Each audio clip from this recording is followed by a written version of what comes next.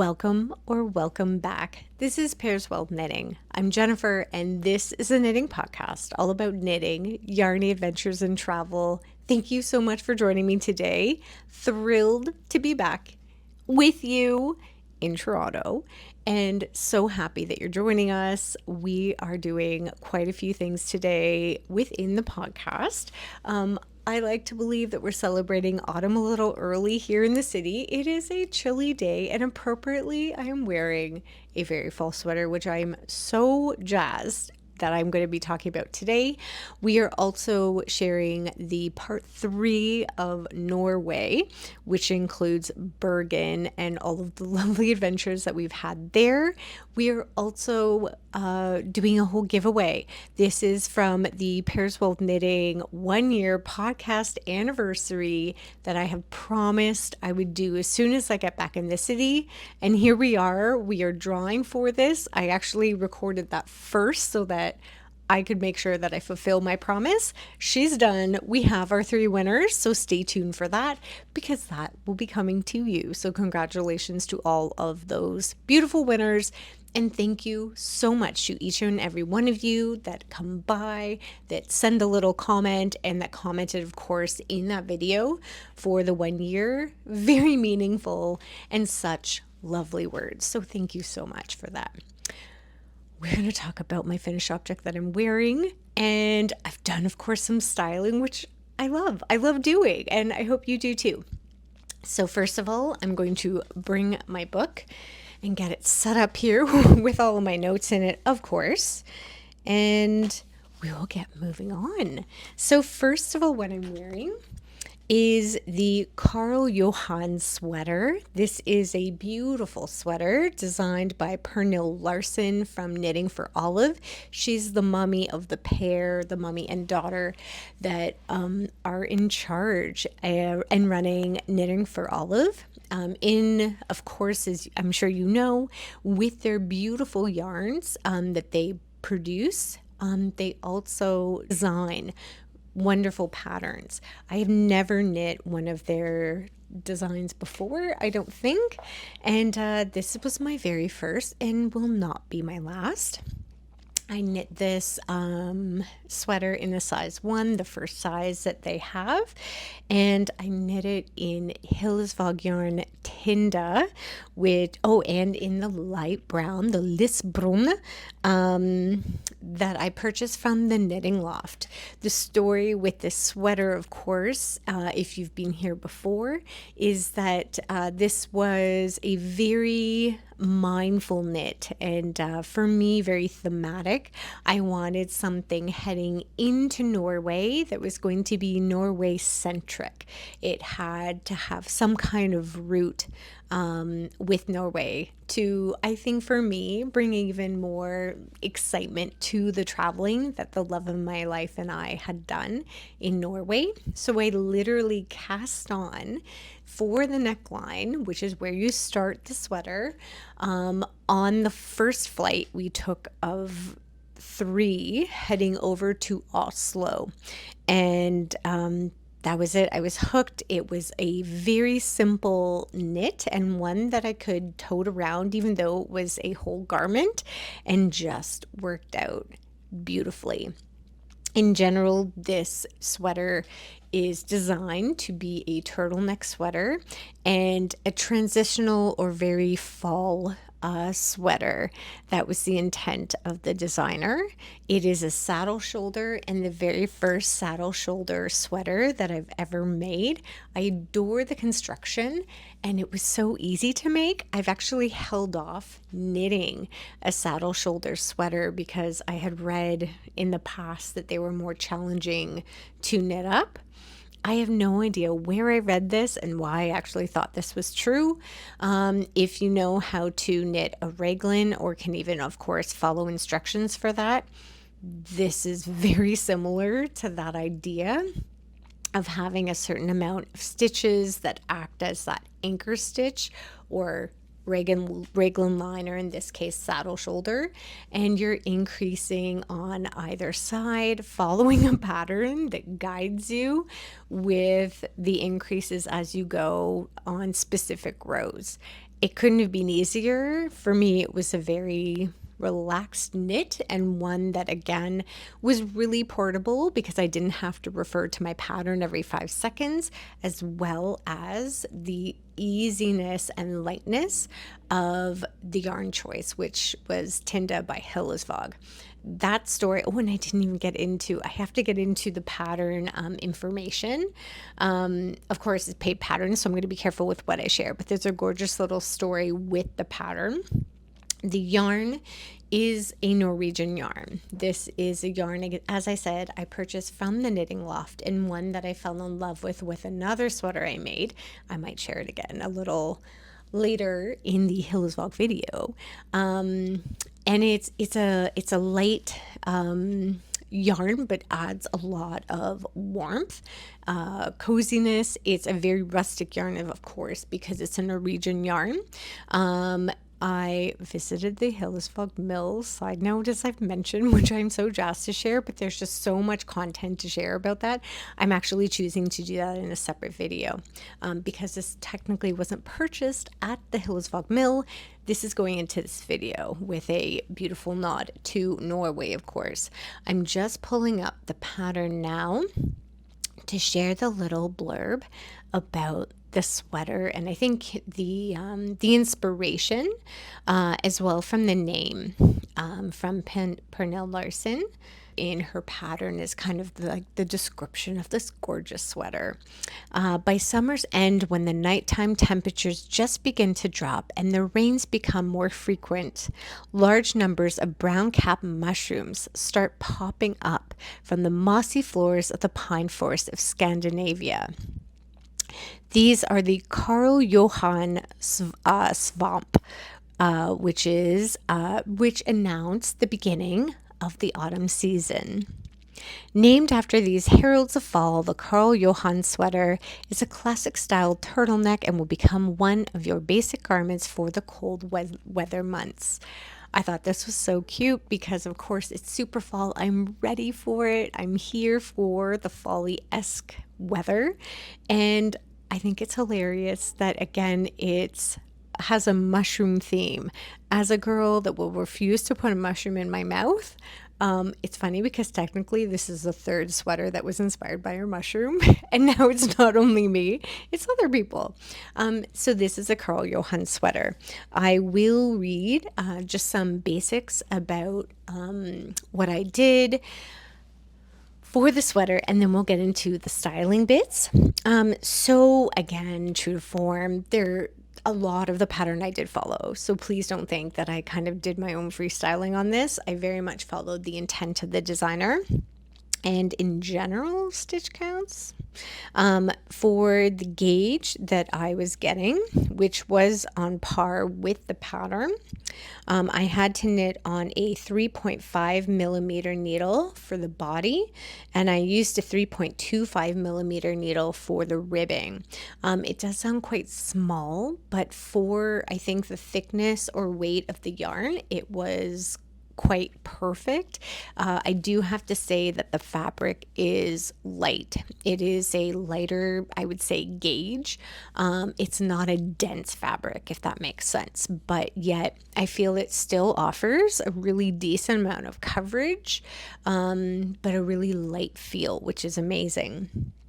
I did stop short of the increases at the shoulder, and I can't get into the stitch counts because I feel that gives away too much of the pattern, but which meant, of course, the amount of stitches I have around the body and the arm is less than in the pattern, which again is no surprise for myself because as I've noted before with you, I think I have a really short distance between like my armpit and neckline.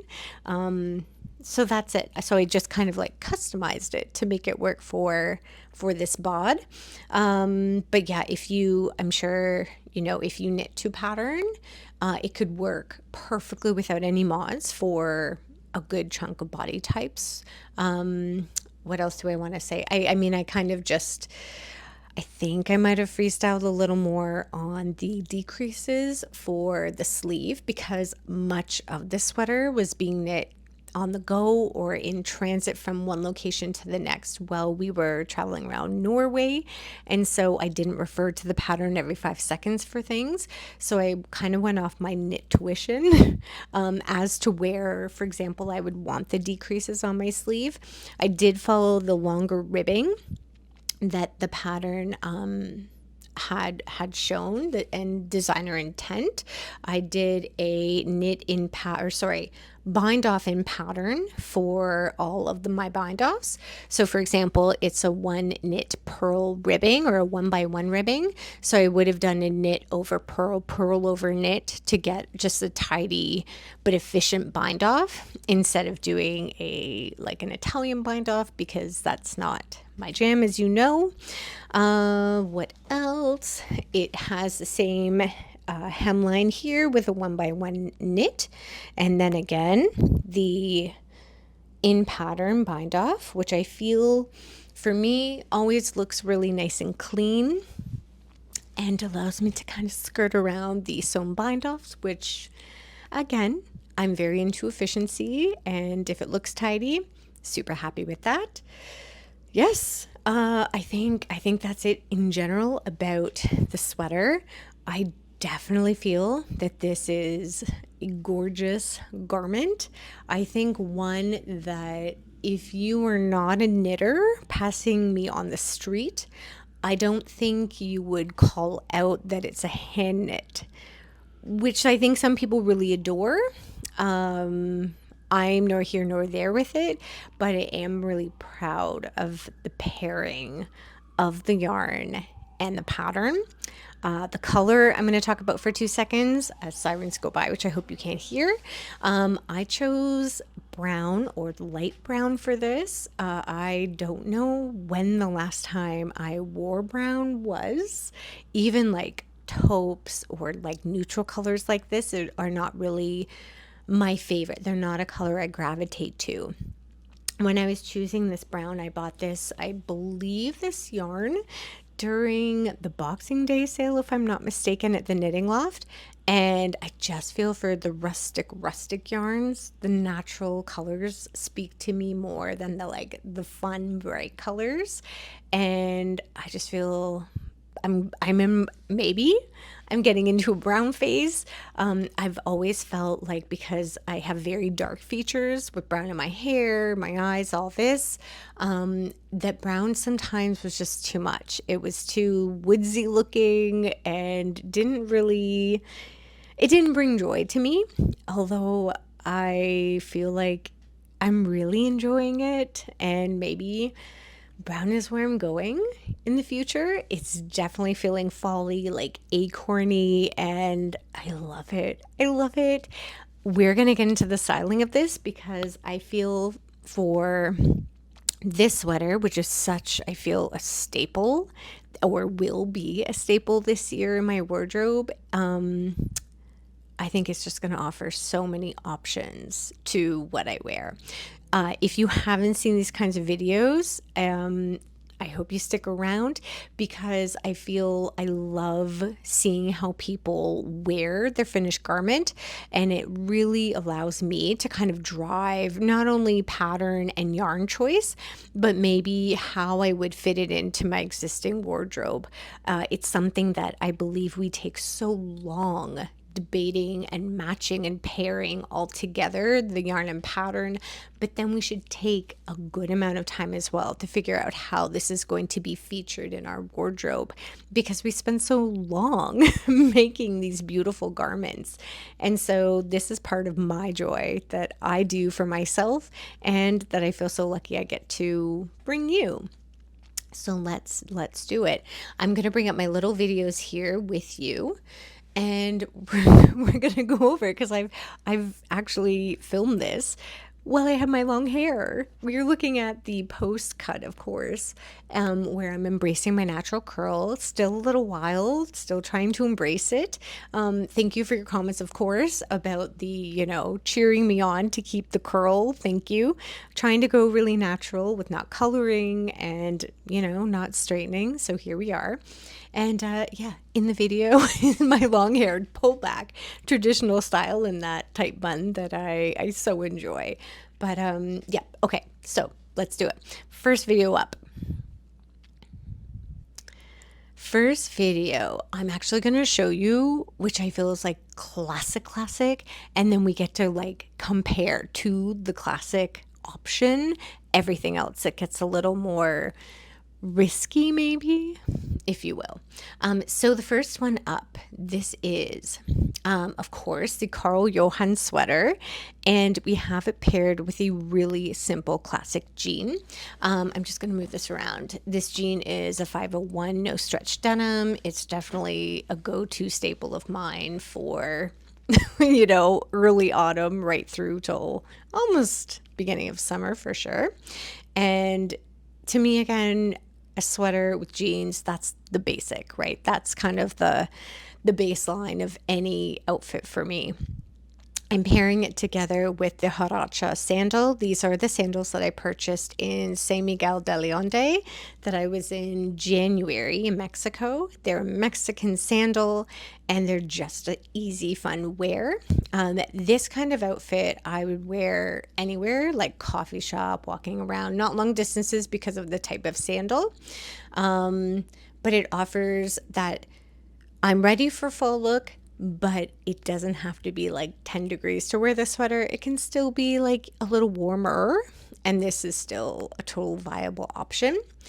I'm now pairing it with a flat. This is a ballet flat with a pointy toe. They're a Fry leather shoe that I got eons ago, and I love, of course, the color combination because it's a very similar brown to the sweater color.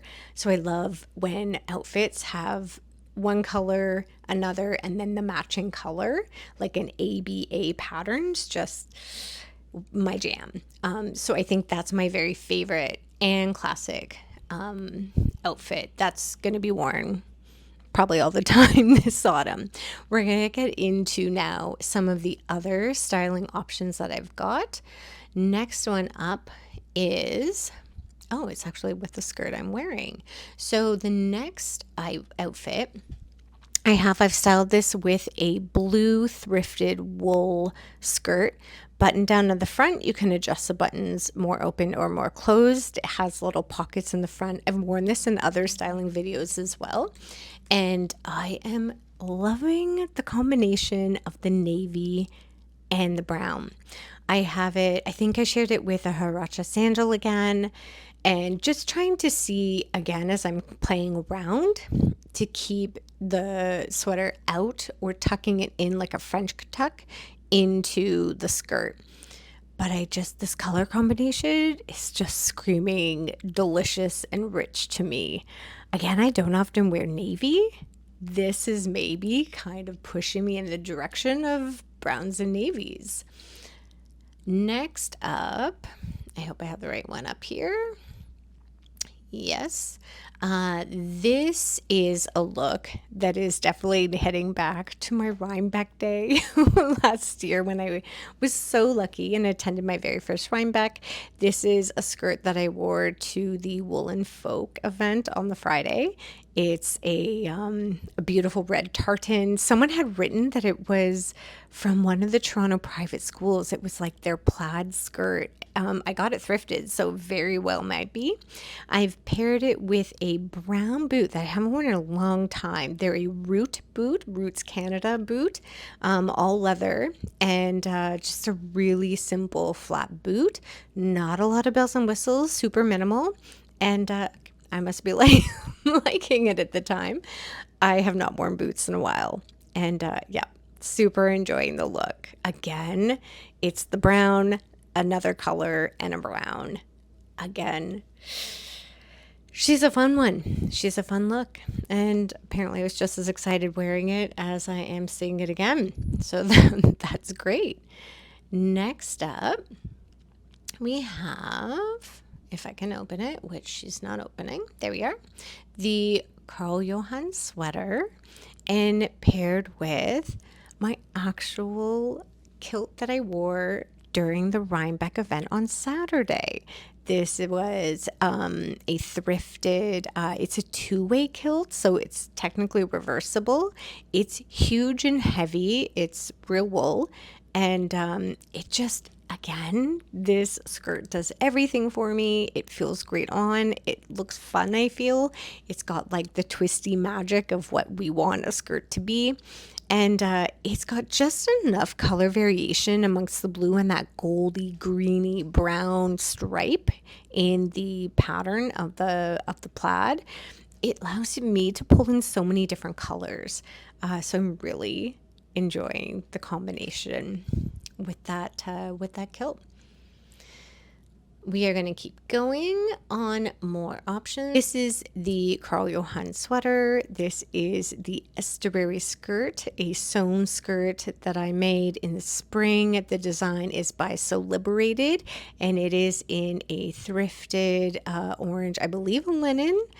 It's really heavy, dense fabric. I bought it from the Textile Museum during a sale that they had earlier in spring, and it was a challenging sew for me. I'm not a sewist, but just try. And love the color combination of the browns and the orange, like that bright pumpkin orange. This could be kind of like early fall, late summer, I feel, look. And the brown of the buttons going with the sweater. That's a win. That's a win.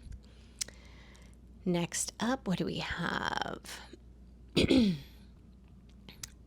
The Karl Johan Sweater. And oh, this was more of an athletic look. I was a phys ed teacher for a couple of years, so these are pulled from that time of teaching phys ed. These are a Lululemon pant. I don't know which one, I can't remember, and in like an army green colorway. I mean, this isn't my favorite. I'm not athletic leisure type girl, but you know, if I'm having a really busy day at work, and I will have many of those, this could offer a really easy moving option. What else do we have? Oh, yes. This was one of my favorite looks too. So we have the Karl Johan Sweater bringing in, so autumnal on the top and summer on the bottom. This is a sewn pant that I made. This is the Florence pant by Elizabeth Suzanne. She's a maker designer from the US. It's a white linen that I've chosen. Really simple sew. This is a simple sew, and I've made 4 of these pants because they are such a staple to me. Elasticated waist as well. And I mean, I feel everything goes with these pants, depending on the color for sure. This is white, goes with everything. This is something I would wear on the weekend. Super comfy, super cozy, all natural fibers, and really digging that look. Do we have any others to share with you? We might. And we do. This is the last one. This is a Karl Johan sweater. These are the Roots boots I was talking about and had worn with another outfit. And we have a jean short on. Says a little cowgirl. This is a look. Okay, I'm digging it at this point. This is a look that I'm seeing the younger crew wear downtown, where they're doing a short, a skirt or dress, and then they have a boot paired with it. They're wearing this in like 30-degree weather plus. I can't say I would. I enjoy my sandals. But this is a fun look. I was trying to kind of channel, can I do it? Am I comfortable? Can I pull it off? Depending on the weather, maybe. Not sure. I would never wear this to work. I would never wear this to work. I feel like it's a little nod to, like, you know, a little too much for work perhaps, but you know, if that's your jam, I hope you enjoy. Those are the looks I have for you with the Karl Johan sweater. I feel like obviously it's a basic, super versatile sweater that I think I'm going to get heaps of wear out of. I'm already looking, if I had a million knitting hours, I would cast on another one today. I'm working on some other beautiful fall sweaters that you may have seen in my last video, so I'm feverishly knitting on those, but I would love another one of these sweaters. Okay, that's the Karl Johan sweater. Love it. we are now going to be getting into the travels of Norway in Bergen. This is our last stop in Norway. So this is technically Norway part 3. Just to share, after Bergen, we did travel to Switzerland, Zurich, Switzerland, for a couple days before we flew back home. So what I'm doing is I'm going over all of the fun that we had in Bergen, and then in another video, I think I'm going to talk about the day 4 component, which includes the textile museum, the Hillesvag mill, which was insane and amazing, and then Zurich. So let's move forward because this video is already going to be 5 hours probably, so sorry. All right, so in Bergen, so excited that we were coming from Oslo. We went to Stavanger, and then from there, the last stop in Norway was Bergen. Bergen, to share the beginning, it is called the Heart of the Fjords, or the City Between 7 Mountains. It is so if we look at Norway again, kind of like this hand and arm, I'm gonna bring the mic with my lips and the hand. Oslo-ish. Then we have Stavanger, and then we have like Bergen here. I'll bring my thumb a little closer. For all you geography majors, like obviously this is my hand. I'm trying my best. I hope it makes sense. So we ended up doing a ferry. We took a ferry from Stavanger to Bergen, and it was fabulous. I had somewhat, I think, shared my true opinion about the train ride from Oslo to Stavanger, which I did say, in my opinion, I personally would have chosen to fly, or would fly next time, instead of spending the 8 hours on the train going from one location to the next. It was beautiful. However, I would have saved myself that time of travel to incorporate it more into the city stay. The ferry, I have to say, I would never not miss. In other words, sorry, those are double negatives. I would definitely 100% take the ferry again. It was a phenomenal time. I enjoy ferries and water rides anyway, but I feel because you are riding, you're boating along the fjords, it's a stunning experience. You're on the water, so that's lovely. I was always, out looking for different sea creatures. Sally didn't see any except for different seabirds. But there's constant activity. If you're planning on like hanging out around the ferry and eating and people watching, and I mean, that's great. And knitting, very cool. They have tons of outside area that you can walk around and absorb the views. Along the ferry ride, not only, of course, was a gorgeous water, but you're always quite close to land, or at least land is in view. So the mainland we're seeing on one side, we're seeing other sections and like islands, it seemed, on another side. You're seeing different communities or villages. You're seeing agricultural land, of course, other boats. There were different sections of like industry, fishing industry. That was really cool. Old churches that we had boated by.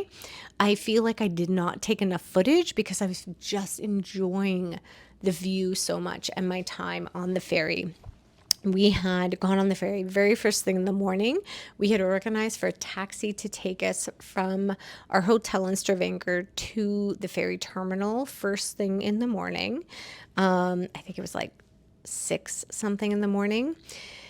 And we didn't eat anything. We waited to eat on the ferry. We were on there for hours anyway. I can't remember. I want to say 6 hours in my memory, maybe 5. But again, because there was so much activity and beautiful sights, it did not feel long at all. If you were bringing a car, of course, you can do that if you've driven around Norway. Of course, there's a fee, I'm sure, associated with that. And I know from past experiences driving and ferry riding that usually you can access your car once it's parked on in the parking section of the ferry. So make sure you bring everything you want with you. Example, your knitting bag, project bags, bring that. And yeah, we were good to go. So gorgeous ferry ride on the fjords. Oh yes, goodness. Sorry, there's just so many things. So Bergen, as well as being called the heart of the fjords, which it absolutely is, and city of seven mountains because it's surrounded by mountains in every corner. It is even though it is a city, it's the second largest city of Norway. It has a small town feel. Now, when you look at the populations, it's really, to me, not a surprise. In Canada, which we're not even heavily populated compared to a lot of other places in the US, it was a very chill city. It's a very towny city, if you will, which is beautiful. There's also UNESCO heritage site of goodness, am I going to say it right? Bergen. This is the wharf within Bergen. It was a trading center between Norway and Europe many years ago, and so now has become a heritage site where they're protecting various buildings and the port area, everything in the port area. It's beautiful. As well, Bergen is a very rainy city, which we were very prepared for. They have 200 rainy days out of the calendar year. So we were pretty much expecting rain every day, and we did. We got rain every day. We were prepared with our rain jackets and footwear that we could get wet, and we were fine. I mean, I think we have a similar saying in Canada. I know I heard it from some Norwegians as well. There's no such thing as bad weather, only badly dressed. And that is something I believe. I believe I grew up in a family like this where we went hiking every Sunday. And so, yeah, just be prepared. If you are going to Bergen, just know you're going to get rained on. You'll get wet and bring the appropriate clothing. There you go. So day one, after we arrived, we threw our bags into the hotel and we went straight for the town, sorry, I should say the city center, if you will. And we went to a chocolate shop called the Fjak coffee shop and cafe. There we had some hot chocolate and some nibbles that were sweet and delicious, not overly sweet. It was a very nice start and entry point into Bergen. We decided to walk around. Obviously, we had traveled most of the day, so we didn't have heaps of time. It was a cloudy day, of course. I don't think we had too much rain that day. It was relatively dry, but dull, as one would expect in a very rainy city. And we walked around to the port of Bergen, or the Bergen. I hope I'm saying that correctly. And the Rosenkratz Tower, beautiful old heritage buildings off of the port that, again, are stone. They're built to last forever. Beautiful buildings. I've got different footage I'm hoping to share with different details, of course, different messages from the builders of these buildings. We then continued our walk around the town and started discovering a ton of street art. It was really fun to be walking out and about and then discovering, beautiful little pieces along the walls of whatever building or alleyways that we were seeing. The colors, the designs, just the creativity again of Norway was amazing. So really enjoyed the street art as we were walking around, even from day one. Pressing on, day two. That's enough. Day two, we went up the Floyen funicular, which is a funicular that heads up to the Floyen. which is I think it's the lowest summit mountain of the 7 that surround Bergen, and super accessible. It's a very big tourist attraction, and I think it depends on, the season, that kind of thing. We noticed that it did get busy as the early afternoon hit. So if you're not into the crowds going up, perhaps go up earlier. I mean, the crowds even here, I think I've heard from the locals that it was busy. Again, for someone that lives where I live, it was very doable. There was hardly any line to get up to the top of the mountain on the funicular. So I think it all, choose your own adventure. And yeah, we had a lovely time. The love of my life and I did a walk.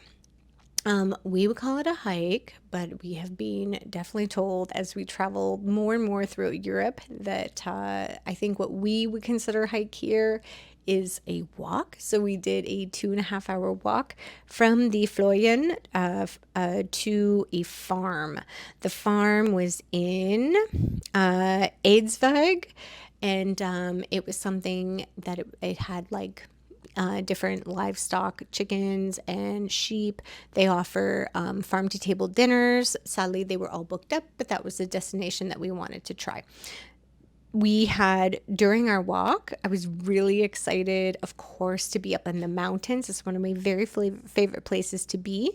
And beautifully manicured path. So manicured, in fact, that a lot of the path from my memory was either paved or gravel, which again, I hadn't seen. Like in Switzerland, it's very rocky or dirt.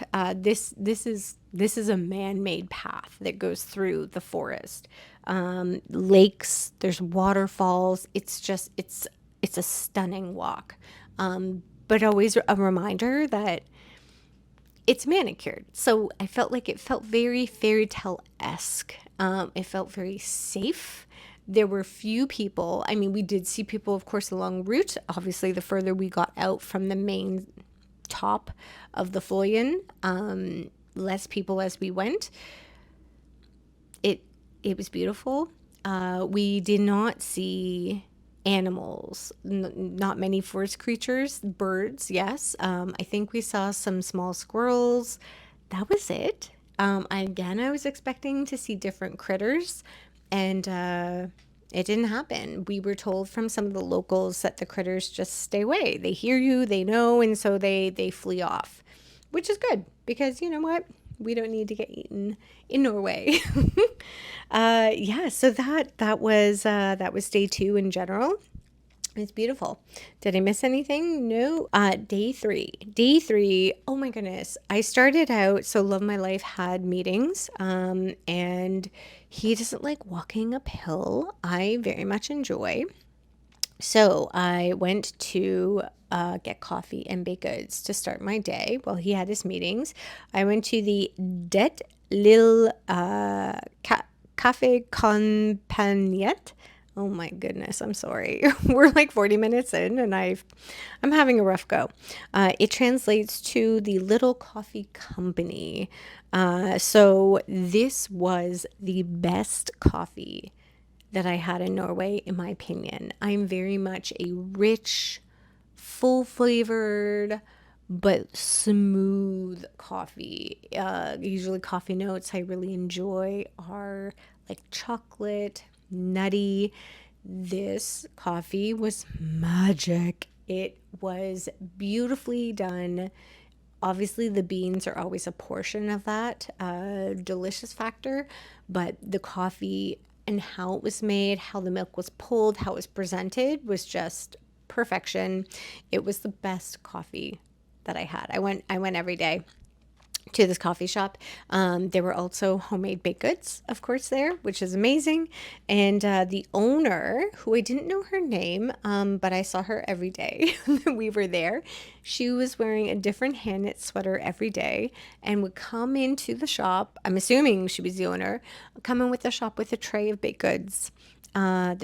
She had done or someone had done from somewhere, which were either cakes or different buns. She had cinnamon buns. It was just like still warm from the oven. So how can you refuse the best coffee and beautiful baked goods? So that was the Dead Little Cafe Compagnette.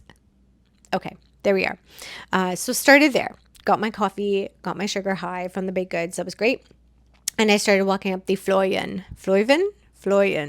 I was fully geared up for rain because it was raining and it was between like little drippy droppies to pretty much downfall.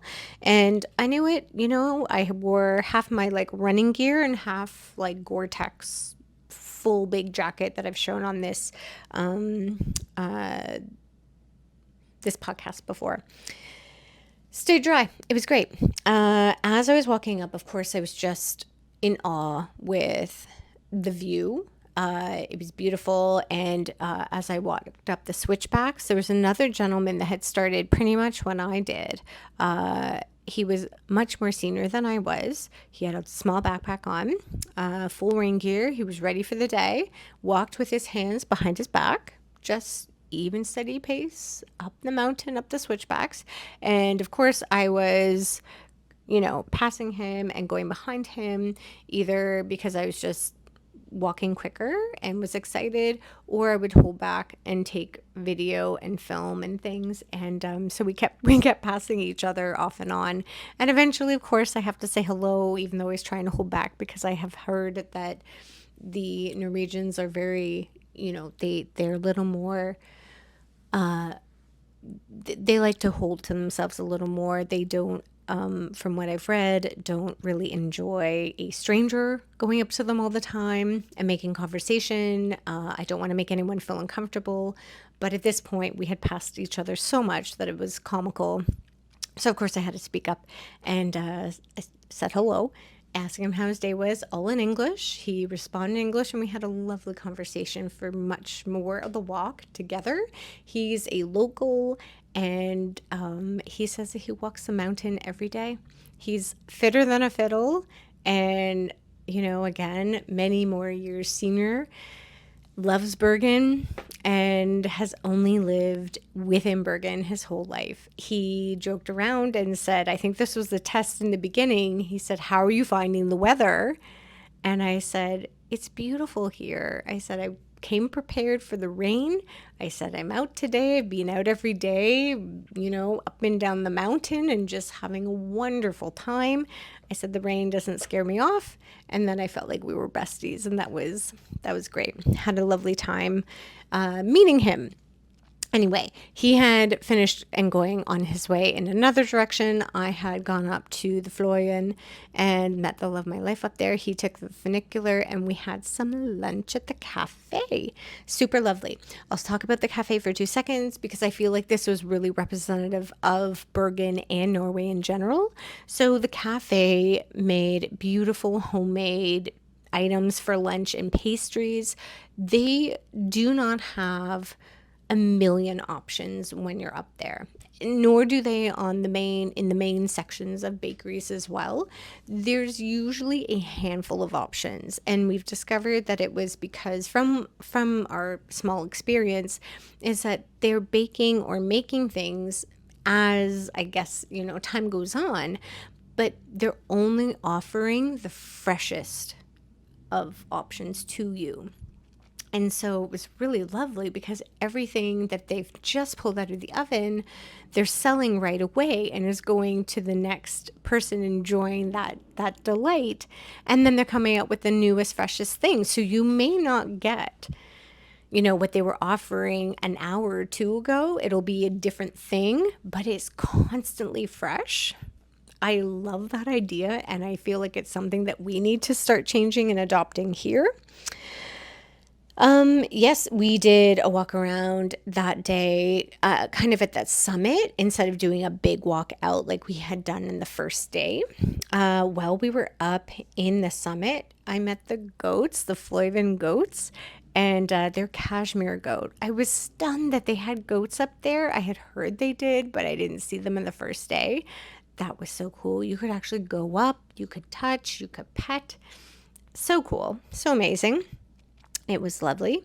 And yeah, I mean, we walked around there. We went down actually back on the funicular. And because I'd already walked up the mountain, which took a good chunk of time prior to, Love My Life went back to the hotel for another meeting, and I had continued to venture on within the city. I went to the Norwegian Spirit Yarn Shop. I had a bit of a rough time finding the yarn shop because it's in a train station. I've never known a yarn shop to be in a train station until Bergen, and there we are. I did a nice little walk around and cruised around. It was great. I didn't buy anything there. I had picked up a paper pattern. They had many different paper patterns, but they had, in particular, there was a Sandnesgarn pattern that I was really interested in. And I was hoping that I could just get the pattern, no more yarn, because as you know, I was super short on room in my suitcase. And it was a no, that I would have had to buy 4 balls, a minimum of yarn to purchase a pattern. So I had to put back, which was fine.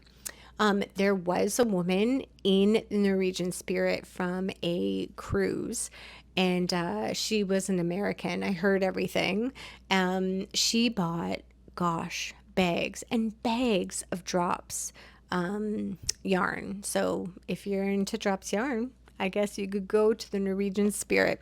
I find in Canada we can get drops yarn no problem. I'm not sure about the American counterpart, if that's easy for you to get, but she seemed to be in awe that was available at Norwegian Spirit. And that was the day there. We will hold off sharing about day 4 because day 4 we had gone to the textile museum, and then we had split on our own ways, and I had continued on to the Hillesvag mill solo. The stories and what I have to share about that are just stunning. What an experience. So that's gonna get her own video. Goodness gracious, I feel like I'm getting a little rosy now because it's actually brightening up outside. I feel like the temp in here is going, and this is just getting a little cozy. We are now doing our draw for the giveaway that came from the 1-year podcast anniversary of Pairs World Knitting. Thank you very much for your patience while I was away outside of the city or the country doing traveling, which was fabulous, as you I'm sure heard from the video, but now I'm home, comfy, cozy, ready to send out the prizes. We're going to be doing a draw. There are 3 prize winners that will be announced today. You're going to see with me. We have 1 baller skein of yarn that will be coming to the winners, along with a digital copy of my pattern, favorite fingerless mittens, which I wrote, and I'm so happy to be celebrating this 1-year podcast anniversary with you. Before we do our draw, I ask that the winners reach out to me via email, which is pairswellwithknitting@gmail.com. To claim your prize. I'll send you everything you need, but I will ask that you reach out to me because sometimes you're a little hard to find, and I'll also include my email, of course, in the show notes for you. Let's get going. So I'm going to start recording my screen now. We've got that going. We're going to get started right away. First prize winner will be receiving a ball of my very favorite Rama Phenol, which is a sport weight rustic yarn from Norway. I've knit this 2 strands held double, and we have a winner, our very first winner. This is Caroline Fowler.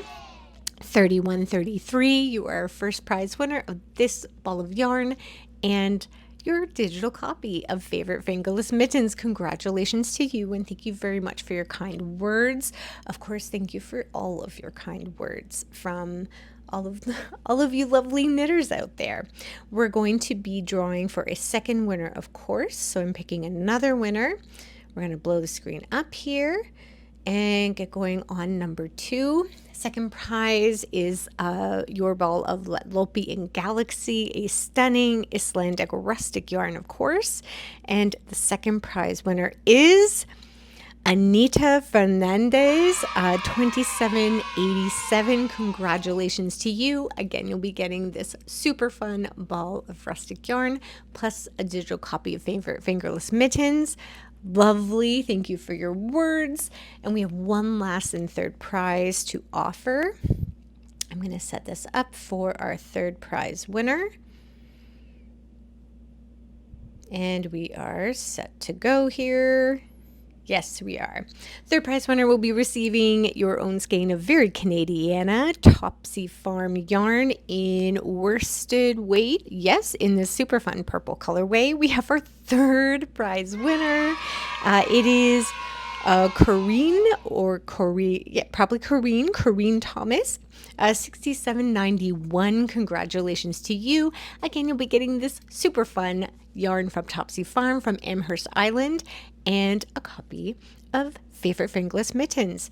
Thank you to all of the winners. Super thank you to everyone that has been here since the beginning, those that are joining today perhaps for the first time, and thank you for celebrating with me. It means the world that you're here, and I'm so excited that we get to do this again and continue on past our 1 year.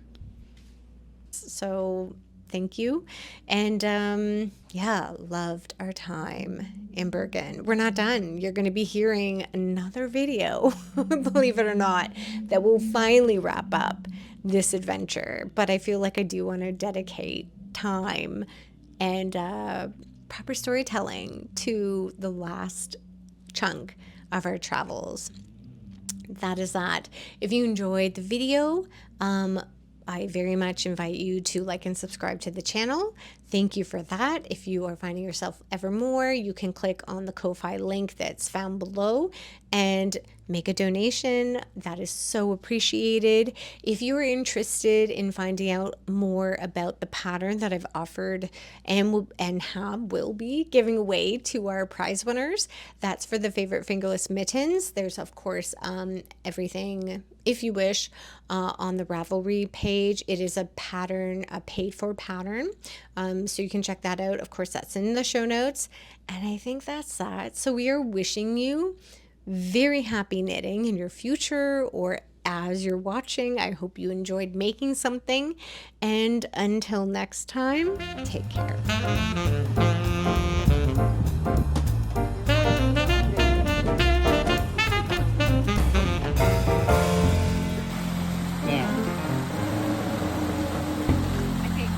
Okay, you do it again. I couldn't